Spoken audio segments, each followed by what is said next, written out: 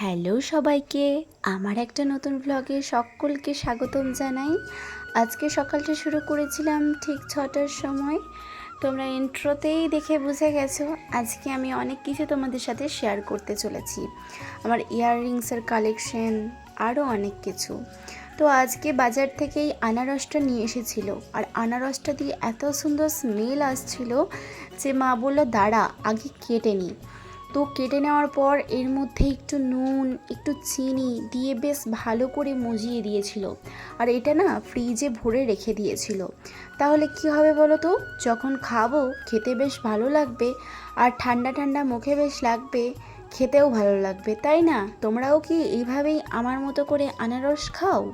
আর একদিকে হচ্ছিল দুপুরের খাবারের তোড়জোড়। তো অনেকেই ভাববে এগুলো কি আমাদের জমির, কিন্তু না, দেখতে মনে হচ্ছে পুরো জমির ফসল, কিন্তু আমাদের গ্রামের বাজার। আমাদের গ্রামে এরকমভাবে বাজার বসে এবং সেই বাজারতে গিয়ে বাবা এত সুন্দর সুন্দর সবজিগুলো নিয়ে আসে প্রতিদিন। হ্যাঁ, আমাদের জমিতেও ফসল রয়েছে, কিন্তু এগুলো বাজার থেকেই মূলত নিয়ে আসা। দেখো কত ফ্রেশ, তাই না? তো আমাদের গ্রাম সাইডে কিন্তু খুব ভালোভাবে বাজার বসে, আর আমরা কিন্তু প্রত্যেক সময়তেই এই বাজারের খাবারই বেশি খেতে পছন্দ করি আর জমি থেকে নিয়ে আসি। তো আমি মুড়ি খেতে বসে গেছিলাম। মুড়ি টুড়ি খেয়ে মা সমস্ত এই লঙ্কাগুলো নিয়ে এসেছে, সেগুলো একদম ঝুড়িতে ঢেলে রেখে দিচ্ছিল।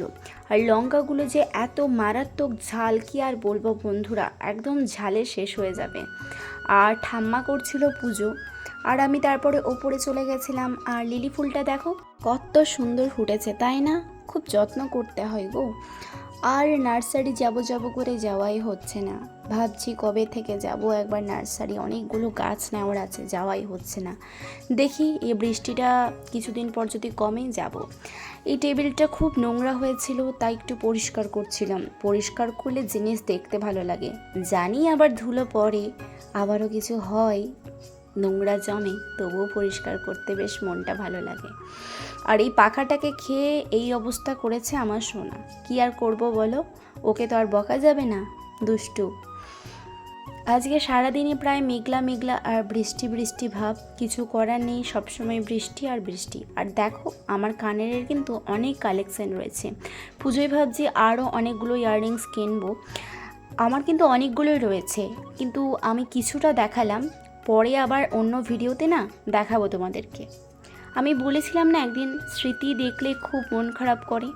জানো তো, এই যেগুলো আজকে দেখছিলাম এগুলো আমার ছোটোবেলাকার, আমি যখন একদম বাচ্চা বয়সের ছিলাম তখনকার এই খেলনাগুলো দেখে বড্ডই মনটা খারাপ হচ্ছিল। মনে ছিল ওই দিনগুলো যদি ফিরে যেতে পারতাম, তাহলে হয়তো এত কিছু এক্সপিরিয়েন্স লাইফে হতো না, এত কষ্ট পেতে হতো না। তারপর আবার মনে হলো সময় তো আর আমাদেরকে থামিয়ে রাখবে না, পিছনের দিকে যাওয়া যাবে না, তবে সামনের দিকে এগিয়ে যাওয়া যাবে। তাই মনটা একটু ভারাক্রান্ত হয়ে গেছিলো কিছুক্ষণের জন্য ঠিকই, তারপরে আবার মনটাকে ঠিক করে কাজে লেগে পড়লাম। আর এখানে আমার সমস্ত ছোটোবেলাকার ছবি, খেলনা, এটা ওটা সব কিছু চারিদিকে সাজানো গোছানো থাকে, যেগুলো দেখলেই আমার বিভিন্ন ধরনের কথা মনে পড়ে। ওই জন্যই আমি সাজিয়ে সামনে রেখে দিয়েছি, যাতে মনটা ভালো থাকে, দেখলে যেন মনটা খুশি হয়। তারপরে চলে গেছিলাম নিচে খেতে। খাবারের আইটেম তোমাদের সাথে শেয়ার করে দিলাম। তোমরাও দুপুরে কে কী দিয়ে খেয়েছো অবশ্যই কমেন্টে জানাবে। আর খাওয়ার পর আমি কি খেয়েছিলাম বলো তো? বলছি, খাওয়ার পর আমি খেয়েছিলাম সেই আনারস, যে আনারস মা ভালো করে মাখিয়ে ফ্রিজে রেখেছিল।